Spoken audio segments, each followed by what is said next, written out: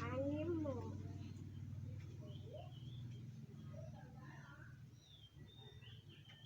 ดูคำศัพท์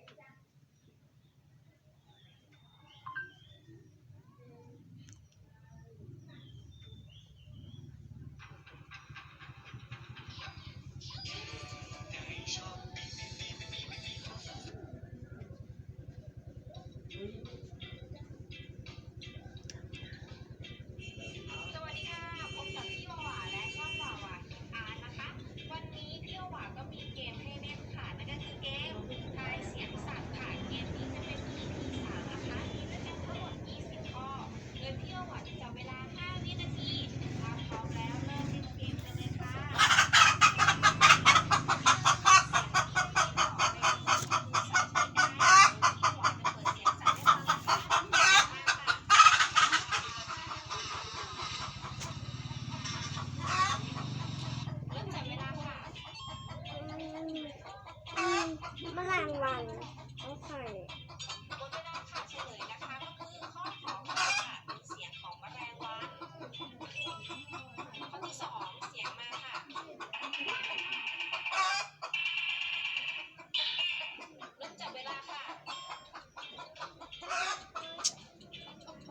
ก็ไก่ตุ๊กแก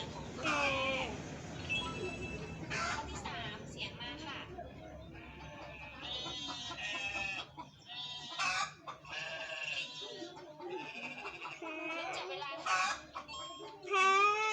ขอไข่แพะเฉลยนะคะก็คือข้อขอไข่ค่ะเป็นเสียงของแกะข้อที่สี่เสียงมาค่ะ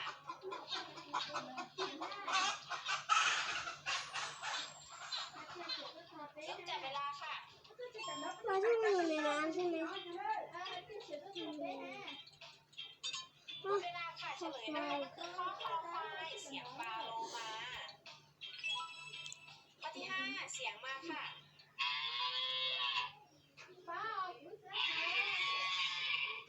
ข้าวจับเวลาค่ะว้าวว้าวว้าวว้าวหมดเวลาค่ะเฉลยนะคะก็คือข้อกอไก่ค่ะเสียงของวัวใช่เลยเสียงมาค่ะเริ่มจับเวลาค่ะกระต่ายคอควายหมดเวลาค่ะเฉลยนะคะก็คือข้อขอไข่ค่ะเสียงของกระรอกข้อที่เจ็ดเสียงมาค่ะเป็นเสียงของวัวเริ่มจับเวลาค่ะวัว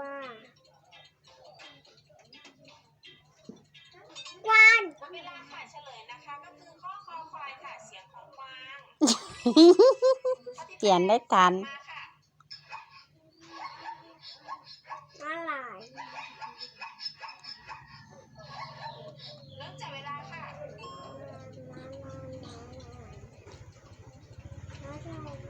หมดเวลาค่ะเฉลยนะคะก็คือข้อคอควายค่ะเสียงของม้าลายข้อที่เก้าเสียงมาค่ะ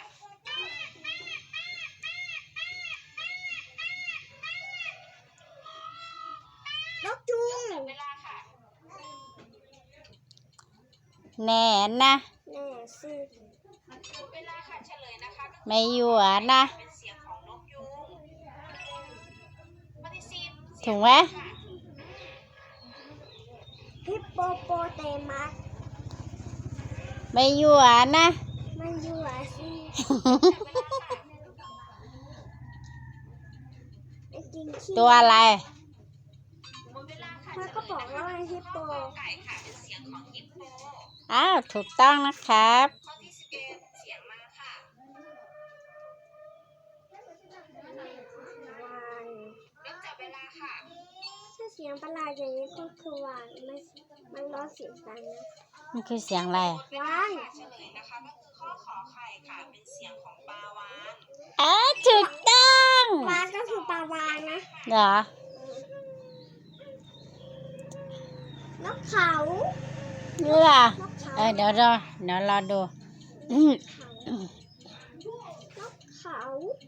เวลาค่ะเฉลยนะคะก็คือข้อกอไก่ค่ะเป็นเสียงของนกเขา ถูกต้อง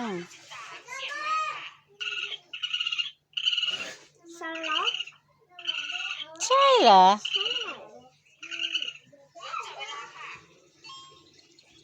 เดี๋ยวซิจะถูกไหม เวลาค่ะเฉลยนะคะก็คือข้อขอไข่ค่ะเป็นเสียงของแรคคูน ผิด เสียงมาค่ะ อีปลาจะมา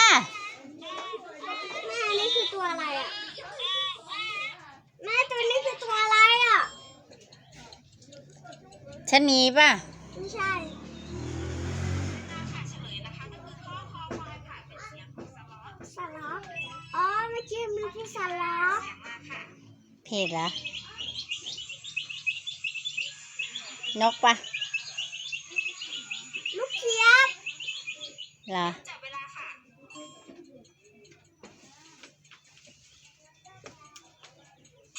หมดเวลาค่ะเฉลยนะคะก็คือข้อขอไข่ค่ะเป็นเสียงของลูก ลูก เจี๊ ห ย มา บข้อที่16เสียงมาค่ะ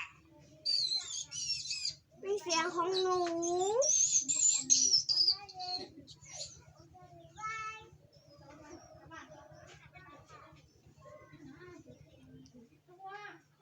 เพิ่มเสียงสิ เบาขนาดนั้นแม่จะได้ยินล่ะ